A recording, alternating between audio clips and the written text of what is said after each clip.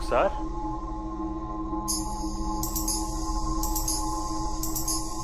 रुखसार,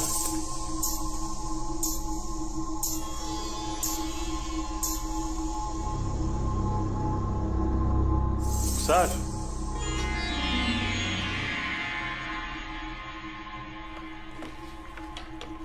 रुखसार,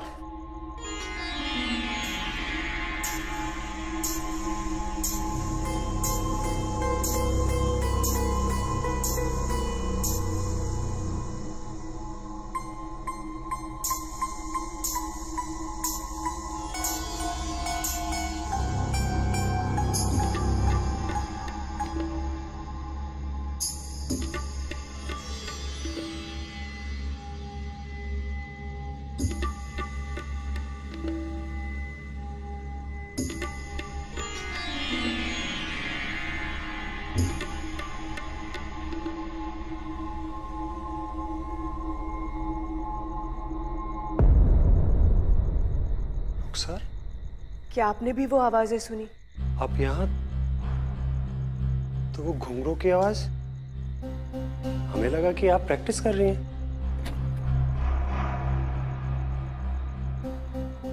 नवाब साहब, वो घुंघरू की आवाज आ रही है।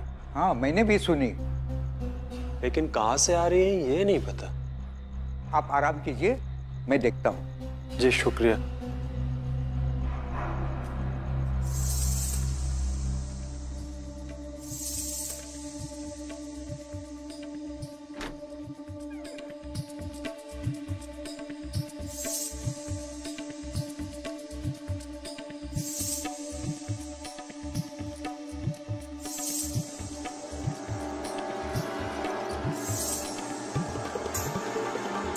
कौन है? अंदर कैसे घुस आई?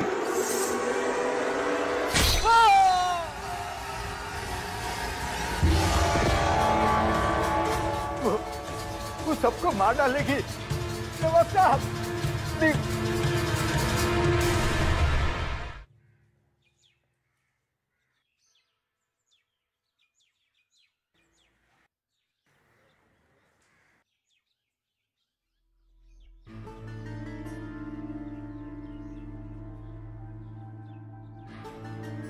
नसीबा महल, चलो।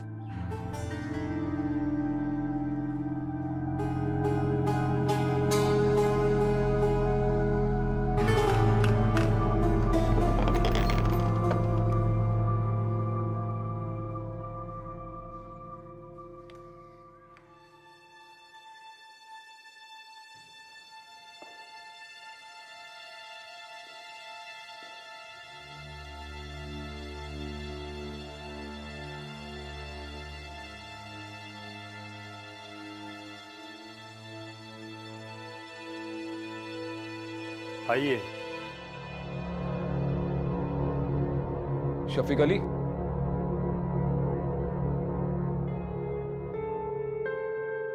ये हवेली हमारी पुश्तैनी है।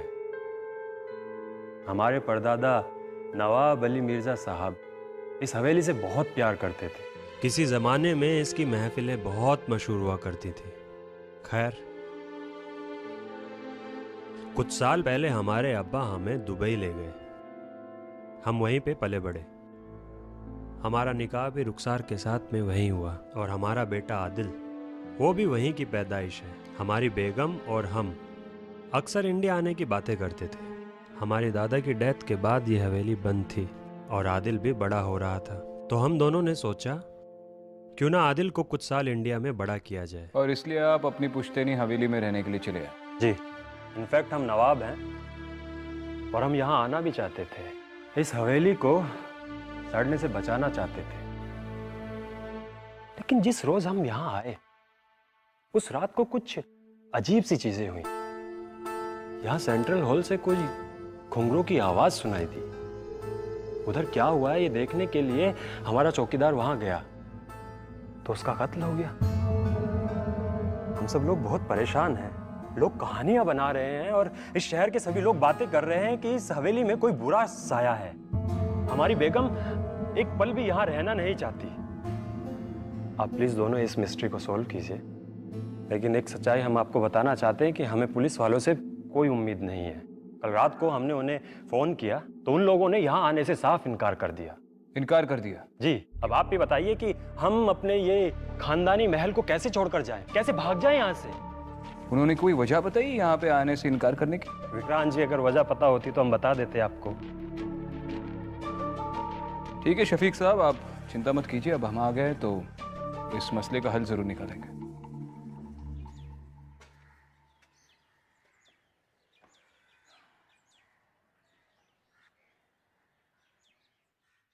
किस सोच में डूब गई मोहतरमा?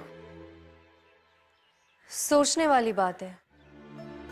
50 साल से ये हवेली सिर्फ इसलिए बंद पड़ी थी क्योंकि लोगों को लगता है कि यहाँ पे आत्माएं रहती है। पहले इंसानों पे शक करें। आत्माएं तो पिछले 50 सालों से यहाँ पर रह ही रही है, वो कहीं नहीं जाएंगे। शायद कोई इस हवेली पे अपना कब्जा जमाने के लिए ये डर फैला रहा है। वैसे भी ये लोग अचानक दुबई से आकर यहाँ पर बस गए।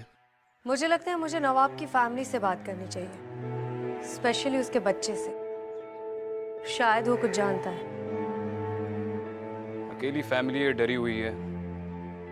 बातचीत कर लो, थोड़ी देर तुम उनके साथ रहोगी तो उन्हें महफूज फील होगा। मैं पुलिस स्टेशन जा रहा हूं, कोई लीड मिलेगा तो कॉल करना।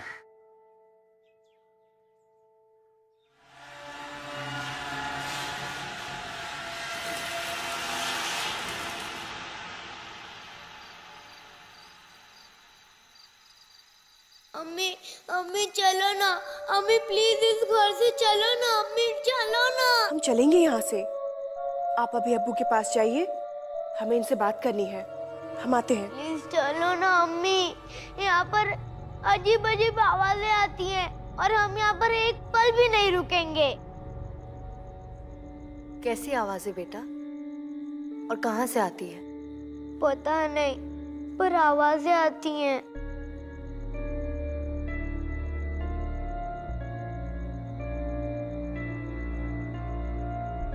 आप नवाब से की बातों में मत आइए, वो बहुत बड़ी गलती कर रहे हैं। इस हवेली में कुछ है, कोई है, बस हम यहाँ रहना नहीं चाहते। हम इन्हें छोड़ के आते।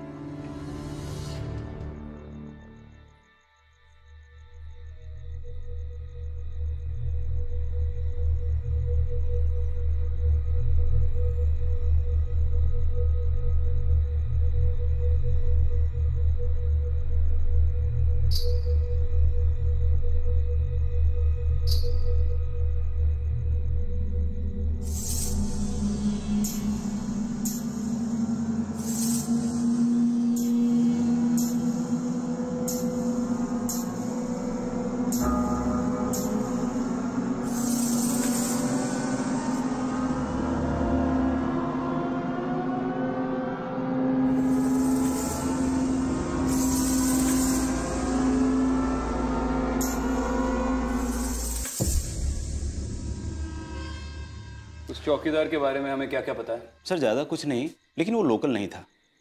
मेरठ से आया था नौकरी ढूंढने। अभी 10 दिन पहले उसे नौकरी पे रखा गया था। अफवाहें सुनकर वह डर गया था, इसलिए रात में हवेली नहीं जाता था। लेकिन नवाब साहब के आने के बाद उसे पहरा देने के लिए हवेली जाना पड़ा, और सर उसी रात उसकी मौत हो गई। इसके पहले के 2 खून भी रजिस्टर हुए थे ना, वो भी इसी तरह हुए थे? सर सब पर चाकू से वार हुआ था।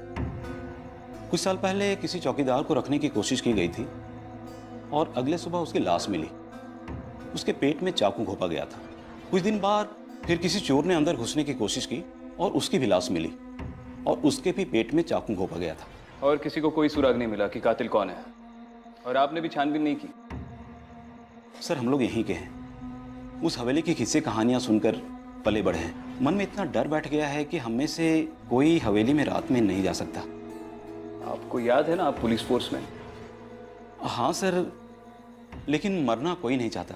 एक कांस्टेबल हिम्मत करके हवेली के अंदर गया था, लेकिन रात में घुंघरू की आवाज़ सुनकर वो इतना डर गया कि 4 दिनों तक शॉक में रहा था। इसका मतलब जो भी वहां पे डराने की कोशिश कर रहा है वो तो कामयाब हो गया। उसने तो पुलिस को ही डरा के रख दिया। फक्र है आपको इस बात का, पंकज जायसवाल? ये चाकू भोंकने के अलावा और भी कोई सिमिलरिटीज है इन मर्डर्स में? सर टाइम ऑफ डेथ सबकी एक जैसी है। क्या है? लगभग रात के 12 बजे सबकी मौत हुई। वही सर, पेट में चाकू लगे के निशान।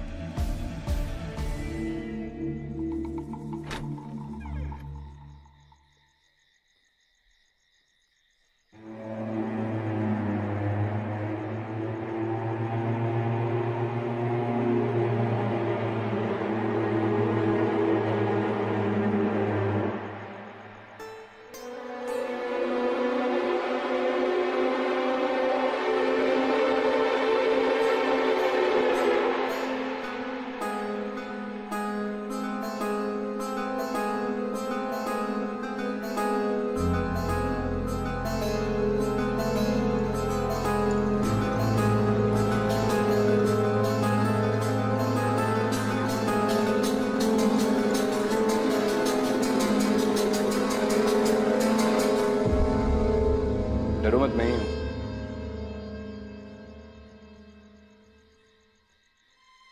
ऊंची छत और खाली हवेली, छोटी सी छोटी आवाज पे कोई डर जाएगा यहाँ पे?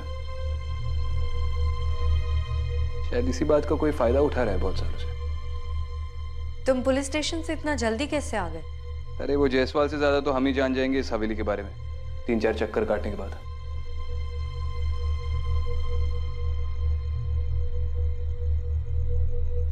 तबला और सारंगी को देख के लग रहा है कि इन्हें आज भी कोई इस्तेमाल करता है।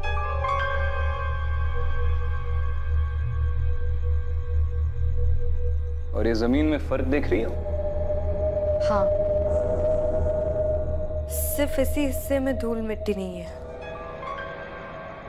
ऐसा लगता है जैसे यहाँ पे आके कोई नाचता है।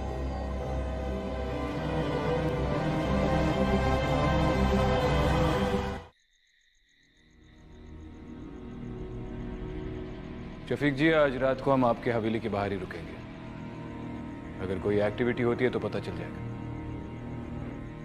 लेट्स होप कि आपकी हवेली का चोर आज रात को ही पकड़ा जाए। बहुत बहुत शुक्रिया आप दोनों का, लेकिन आप रुकेंगे कहाँ? उसकी चिंता आप मत कीजिए, बस इत्मीनान रखिए। Good night.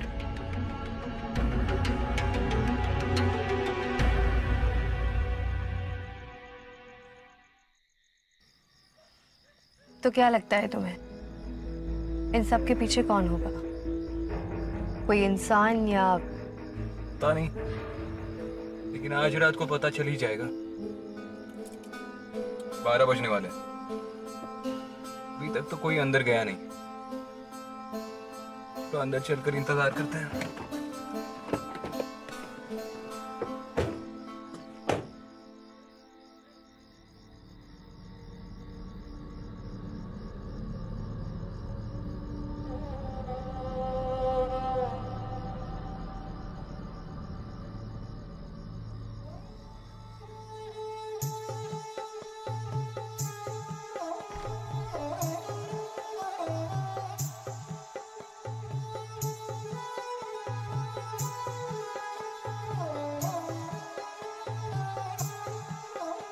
ये कैसे हो सकता है?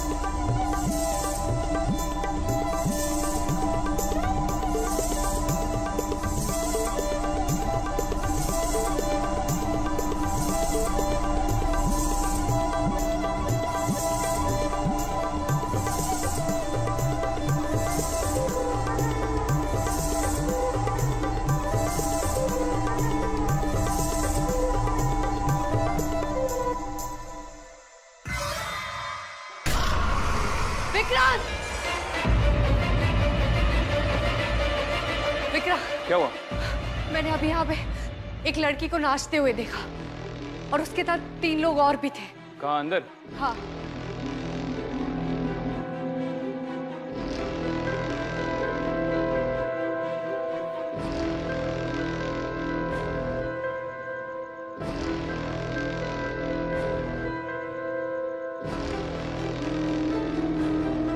अंदर तो कोई भी नहीं है और इतनी जल्दी तो कोई छुप भी नहीं सकता। विक्रांत वो इंसान नहीं थे,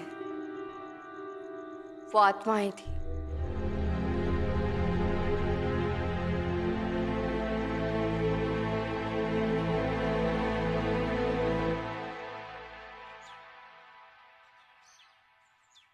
आपने कहा था कि आपने बचपन से ही उस नसीबा महल के बारे में किस्से और कहानियां सुनी है। मुझे वो कहानी जाननी है।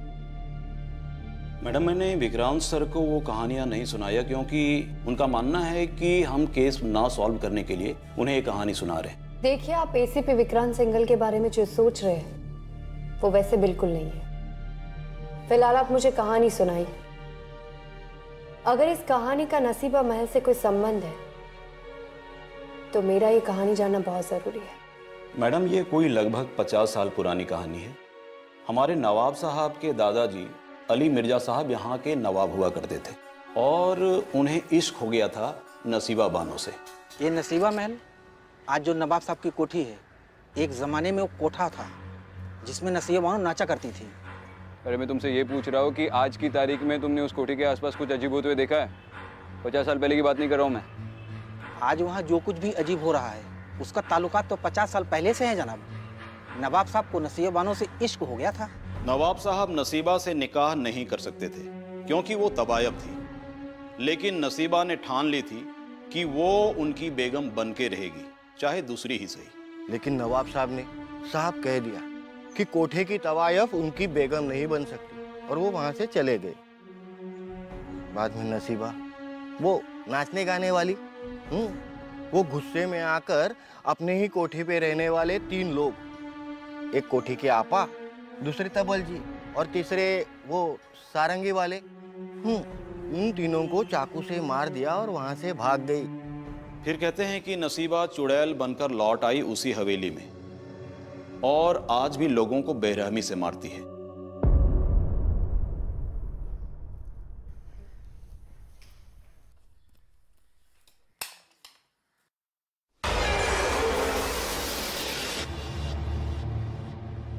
अम्मी, कहाँ हैं आप?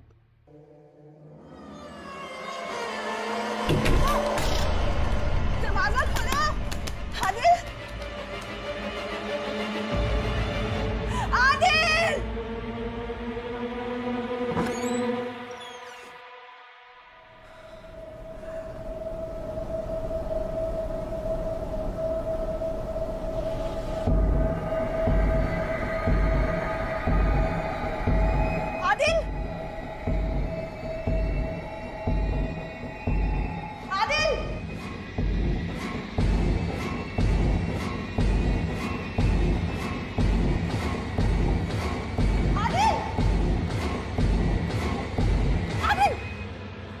क्या हो गया?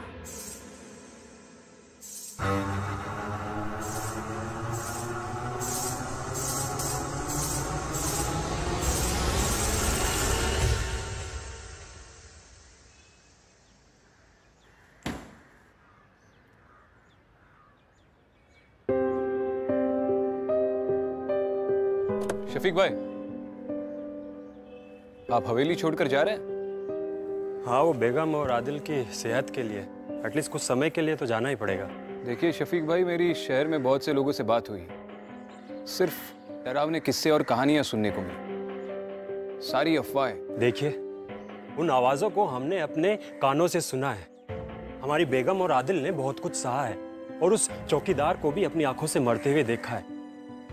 एटलीस्ट उसे एक वहम कहकर हमारी तौहीन तो मत कीजिए।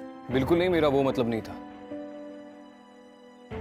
देखिए, मैं मानता हूँ कि आपने चीज़ें देखी है और आवाज़ें सुनी हैं, उस पर कोई शक नहीं है मुझे, और शायद कोई चाहता हूँ कि आप ये आवाज़ें सुने और चीज़ें देखें। आपको किसी पर भी शक है जो शायद इस हवेली पर अपना हक जमाने की कोशिश कर रहा हूँ, या चाहता हूँ कि आप इस हवेली में ना रहें।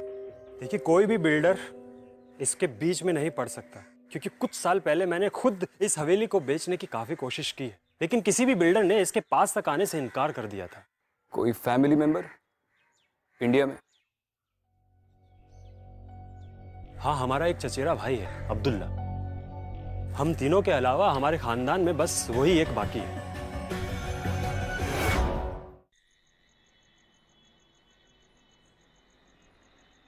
अब्दुल्ला जी, तो आप नवाब शफीक अली के इकलौते चचेरे भाई हैं? जी, और हमें इस बात की खुशी है कि भाईजान, भाभी जान और आदिल को लेकर यहाँ चले आए, वरना यहाँ तो हमारा अपना कहने वाला कोई था ही नहीं। जी, एक तरह से तो आपके लिए अच्छा ही हुआ, लेकिन अब आप अपनी सारी प्रॉपर्टीज पे हक कैसे जमाएंगे? अगर शफीक ना होते तो आप ही नवाब होते। देखिए, एक तो हुकूमत का जमाना गया, भाईजान भी अब सिर्फ नाम के ही नवाब हैं, और रही बात प्रॉपर्टी पर हक जमाने की, तो आप देख सकते हैं कि खुदा का दिया सब कुछ है हमारे पास, और फिर हमें और किस प्रॉपर्टी की ख्वाहिश होगी? नसीबा महल?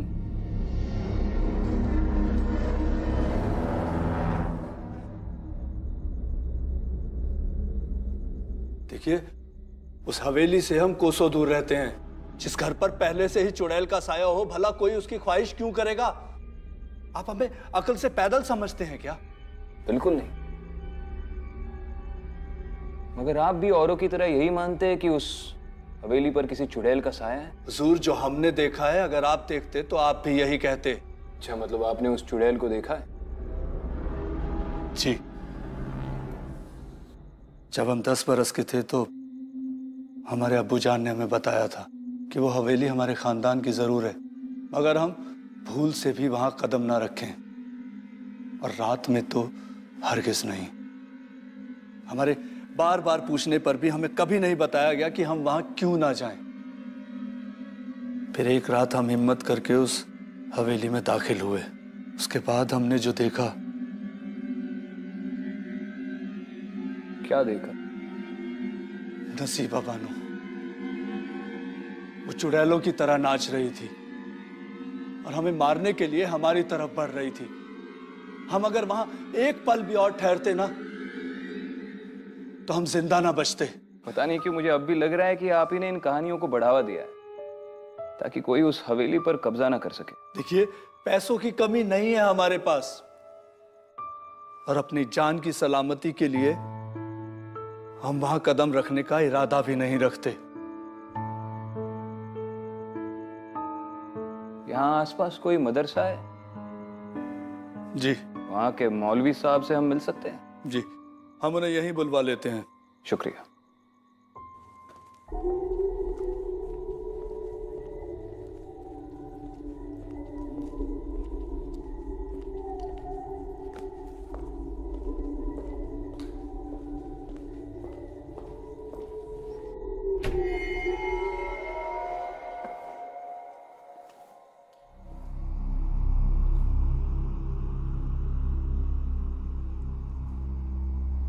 मिस्टर शफीक,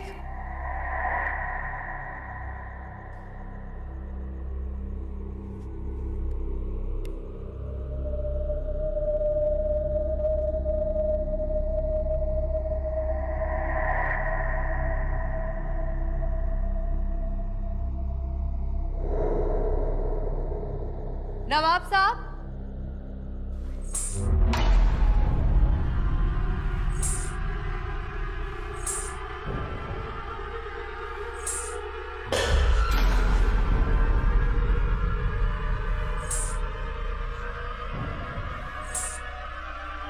कौन हो तुम? क्या चाहती हो तुम?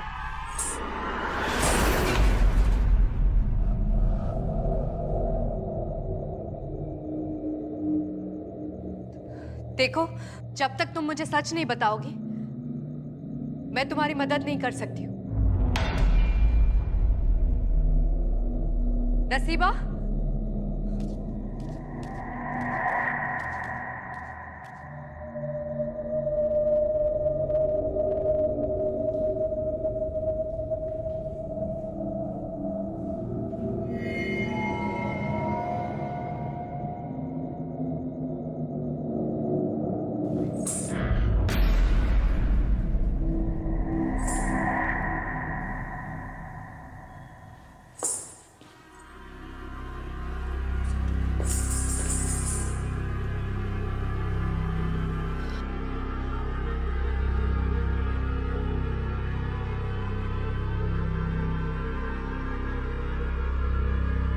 देखो मैं तुम्हारी मदद कर सकती हूँ, बताओ क्या चाहती हो तुम?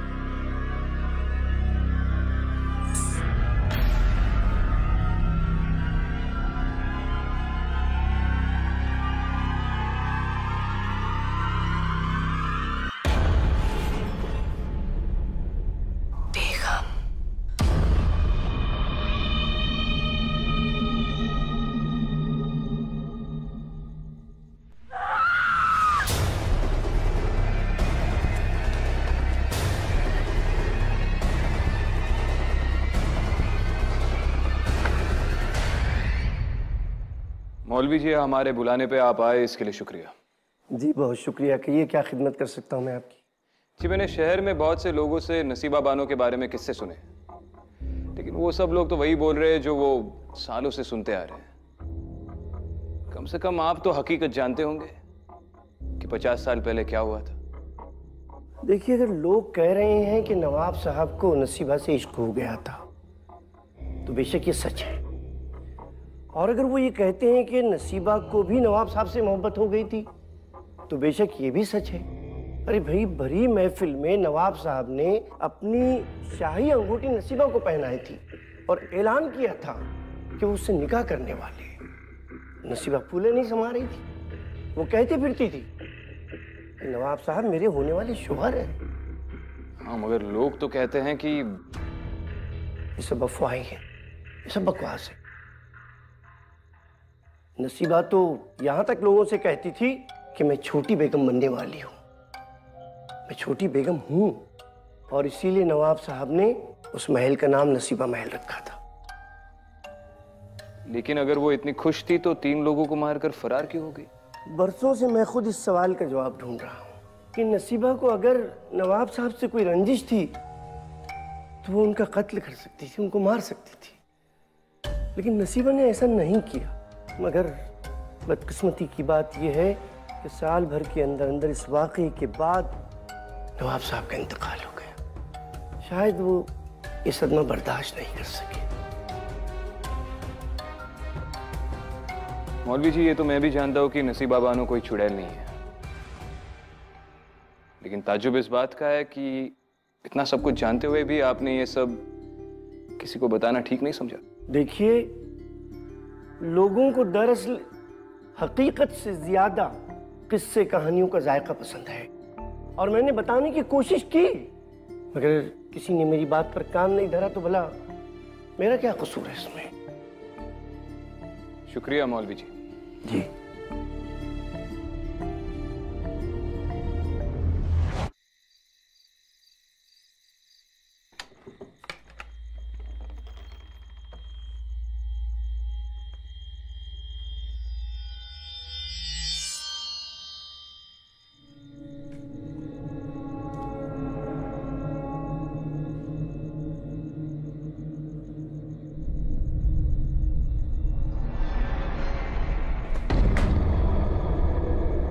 रुखसा, तुम यहाँ पे क्या कर रही हो? हम आदिल की दवाइयाँ लेने आए थे और हमें चोट लग गई। क्या खुदा, ये क्या हुआ? इस हवेली में रहना खतरे से खाली नहीं है, तुम लोगों को यहाँ से निकलना होगा। चलिए आइए। चलो जल्दी से।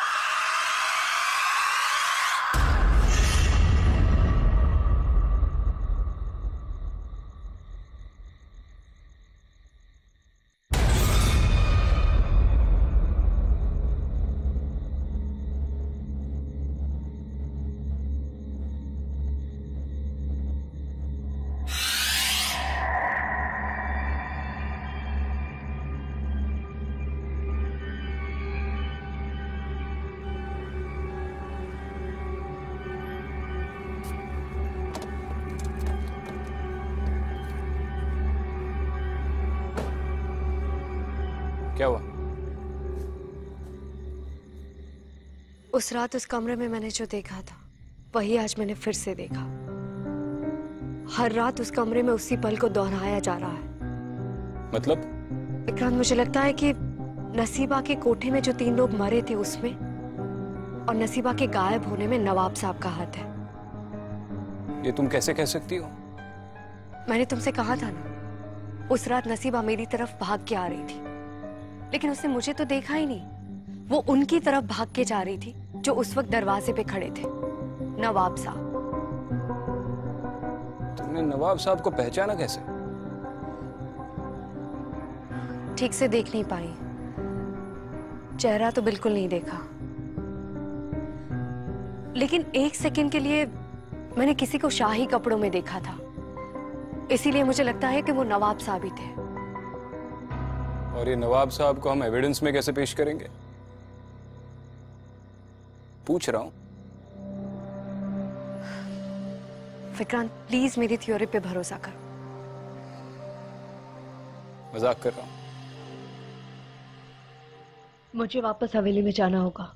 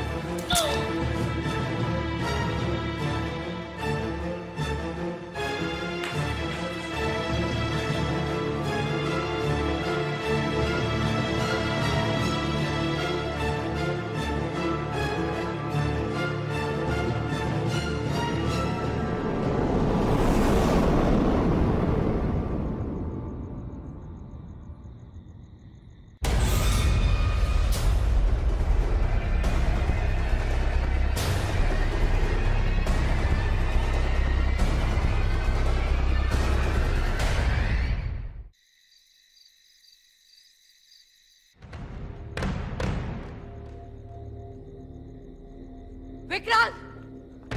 विक्रांत! क्या हुआ? विक्रांत, हमें जल्दी से इस दीवार को तोड़ना होगा। क्यों? नसीबा इस दीवार के पीछे है। क्या? तुम्हें कैसे पता? वो सब मैं तुम्हें बाद में बताती हूँ, लेकिन अभी हमारा इस दीवार को तोड़ना बहुत जरूरी है।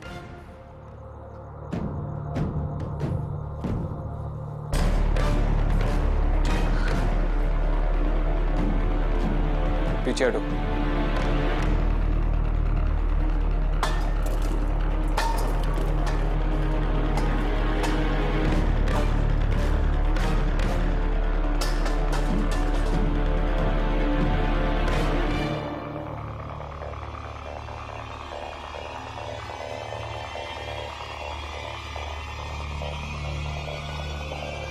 ये नसीबा है।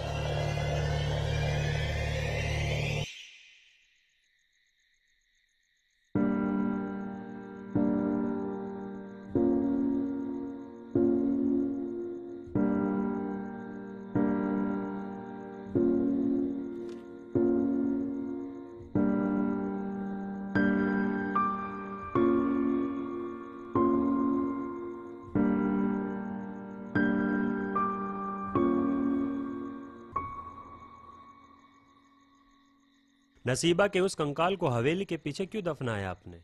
और आपको कैसे यकीन है कि वो कंकाल नसीबा का ही था? नसीबा कभी भागी नहीं थी। वो नवाब साहब से मोहब्बत करती थी और उनसे निकाह करना चाहती थी। नवाब साहब भी इस बात के लिए राजी थे, लेकिन उनकी बेगम ने ऐसा होने नहीं दिया। पता नहीं आप लोगों को सुन के कैसा लगेगा, लेकिन नसीबा की मौत के पीछे बेगम साहिबा का हाथ था। ये सब आप कैसे जानती हैं? आप हमारे खानदान के बारे में बात कर रही हैं। हम इतना बड़ा इल्जाम कैसे मान लें? आपके पास क्या सबूत है? मैं जानती हूँ अपनी फैमिली के बारे में इस तरह की बात सुनना आसान नहीं है, लेकिन ये बात सच है। बेगम साहिबा ने ही नसीबा को इस दीवार के पीछे चुनवाया था। मिस्टर शफीक, आपने हमें जिस काम के लिए बुलाया था वो हो गया है। अब आप चाहे तो इस घर में रह सकते हैं या कहीं और। आपकी रिक्वेस्ट पे हम आपको 1 महीने के लिए पुलिस प्रोटेक्शन दे सकते हैं, जस्ट टू बी श्योर। और जहां तक अदिति ने जो कहा है उसका सवाल है, तो वो भले ही आपके सामने कोई सबूत ना पेश कर पाए, लेकिन ऐसे मामलों में उसका तजुर्बा हमारी सोच और समझ से कई बढ़कर है।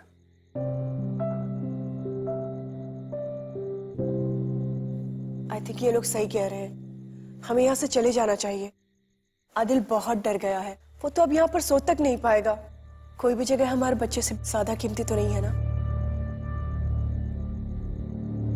थैंक यू सो मच, आप लोग यहाँ इतनी दूर आए। और आगे क्या करना है ये हम सोच समझ के डिसाइड करेंगे विद टाइम। लेकिन आपको एक एडवाइस देना चाहूंगी। असल में ये नसीबा की हवेली है। अगर वो जा चुकी है तो दोबारा लौट भी सकती है।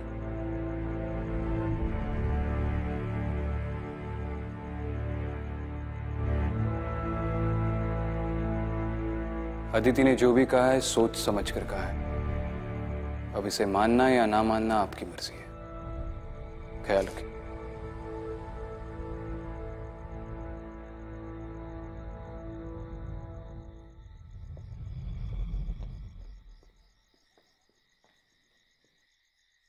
Thank you. क्या कहा तुमने? मैंने ठीक से सुना नहीं। Thank you. किस बात के लिए? अंदर तुमने मेरी इतनी तारीफ शो की। तारीफ सिर्फ नाम के लिए नहीं की अदिति। जो भी कहा सच कहा। तुम्ही ने ये पता लगाया कि नसीबा को बेगम ने मारा था, और तुमने ये भी पता लगाया कि नसीबा एग्जैक्टली किस दीवार के पीछे चुनवाई गई थी। अब जब सभी काम तुमने किया है तो क्रेडिट तो बनता है। आई जस्ट होप कि शफीक ने हमारी बातों पे यकीन कर लिया हो। खैर, सुरेश सर का कॉल आ रहा है, चलो निकलते।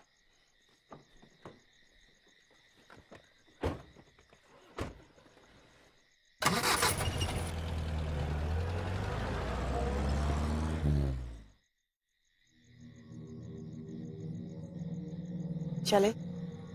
आदिल अंदर कार में सो चुके हैं।